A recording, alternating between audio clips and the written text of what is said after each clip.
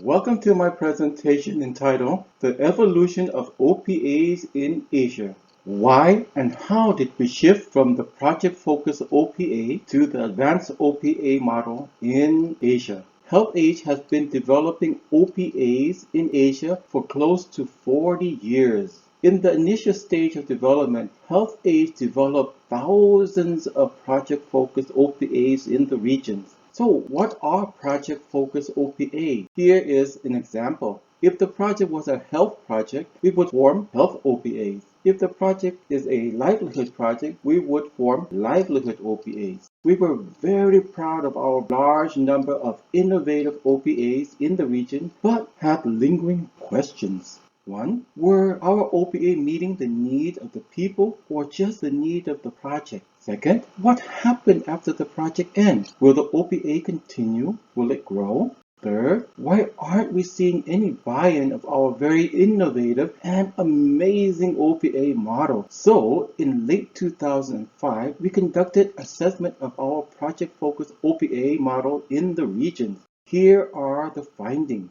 Our project-focused OPA were mostly meeting the need of the project, not the need of the peoples or communities. Mostly were led by the project team. The older people were mostly past participants or were normally only inclusive of the top 1%. Therefore, the project-focused OPA had very weak local ownership, poor self-help period, and were not sustainable. The project was very technical, expensive, and not affordable to the country to maintain or scale up. It required long-term support and did not have a clear exit strategy. The model was very small and were not able to move beyond the pilot stage. There were very little evidence of scale-up and no buy-in for our OPA model. The evaluation came up with 3 key recommendations to improve the project-focused OPA model. First, the model needs to have strong buy-in by having full participation and ownership and focus more on the need of the people, not just the project. Second, the model needs to be durable, like having long-lasting benefit and impact. Third, the model needs to be scalable, like making it more cost-effective and affordable for the countries. Here is an example of how HelpAge in Vietnam has successfully shifted from the project-focused OPA to the intergenerational self-help club model. This is the standard ISHC organization structure, which is designed to promote full participation and ownership. A typical ISHC has 50 to 70 members and is based at village or community level to be inclusive of everyone. The club has 70% membership requirement. First, 70% plus or minus are older people. Second, 70% plus or minus are women. And third, 70% plus or minus are socially and economically poor. The club is managed by the Club Management Board, which is elected every 2 years by its member, and at least 50% of the board members are women. To promote local participation and ownership, the members are divided into neighborhood groups. Each group has their own group leaders. The members are encouraged to form and participate in various groups that are under the club, such as social and cultural group, hobby group, exercise group, sport group, home care group, livelihood group, and others. The IHHC model is popular with young and old, men and women, poor and non-poor, people living in rural, urban, and mountainous communities. To respond to the various needs and wants of the target communities, the IHHC is multi-purpose. A typical ISHC has at least 8 core components, which is based on the top need of its and community members, which are: Component 1 is the social and cultural component, which aims to preserve local traditions and customs and promote intergenerational bonding and mutual support. It consists of having fun with games and community building activities, cultural performance such as singing, dancing, poetry, reading, plays, and others, home visits in times of joys and sadness, and lastly, social and cultural exchanges and sharing between the ISHCs and other groups in the communities. Component 2 is food and income security, which aim to improve the food and income securities of its members and help the ISSC to have regular self-generated income for financial sustainability. It consists of 1. Self-managed revolving fund scheme. 2nd. Awareness on pro-poor and age-friendly livelihood. 3rd. Livelihood support group. And lastly, livelihood volunteers. Component 3 is healthy and active aging, which aim to help improve health status of the intergenerational self-help and community members. It consists of 1. Regular physical and sport. 2nd, monthly health screening. 3rd, health and self-care awareness talk. 4th, health checkup. 5th, improve access to health insurance. And 6th, medical referral. The fourth component is community-based care, which aims to ensure that care service is accessible to all people who are in need. It consists of 4 types of care service, which are 1. Social care,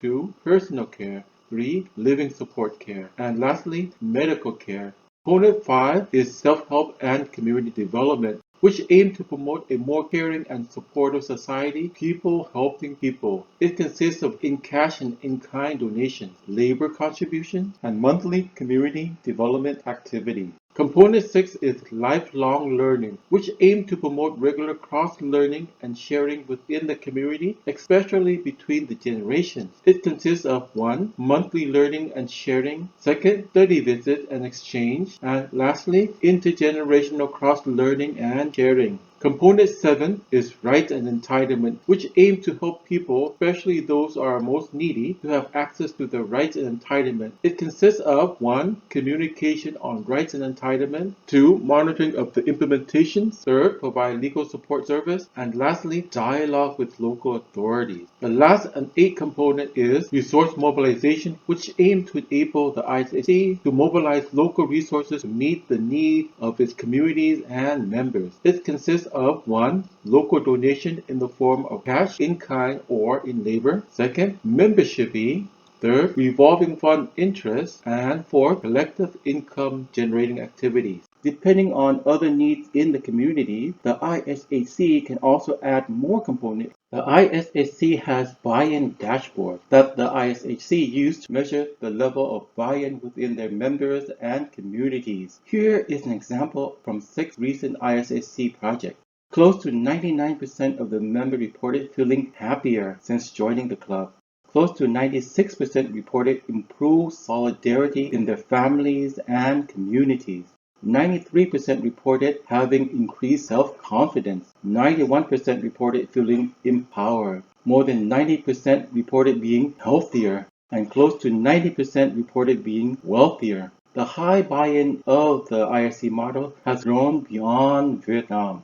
To respond to this wide demand, since 2015, HelpAge has conducted regional ISSC training for hundreds of development practitioners in the region, and also have conducted large number of in-country training as well.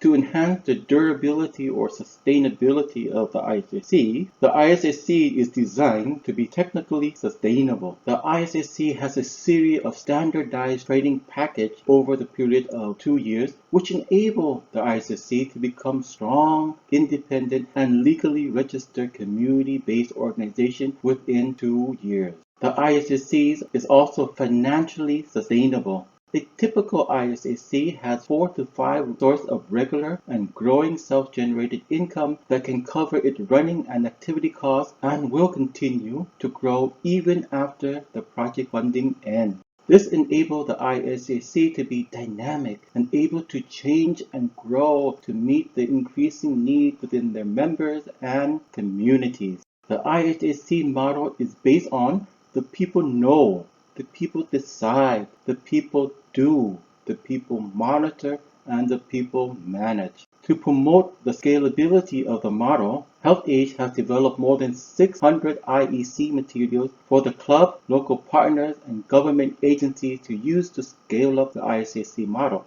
The standardization of the ISC model has also made the ISC very cost effective. The model costs one-third the project-focused model, but provides close to 10 times the benefit. The ISAC is also affordable for low-middle-income countries. For example, if the government of Vietnam just invests 0.02% of its 2019 GDP per year for 10 years, the funding would be enough to establish 100,000 ISACs or one ISAC in every village in the country.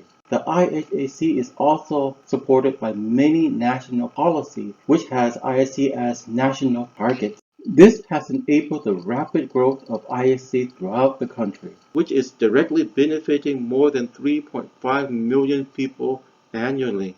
These are our top 3 recommendations for organizations that is interested in bringing their OPA model to a higher level of development. First, shift your project-focused OPA to the advanced OPA. Your people, local partners, staff, and government will thank you for it. 2. Shift from focusing on the perfect model to the one that is more appropriate, attractive, and affordable to your country. Lastly, the advanced OPA model needs you to be more focused and committed. What it offers is much greater and lasting benefit and impact, enable you to reach millions of people, will greatly increase your organization's visibility and credibility, and will open up new partnership and funding opportunity for your organization. Thank you.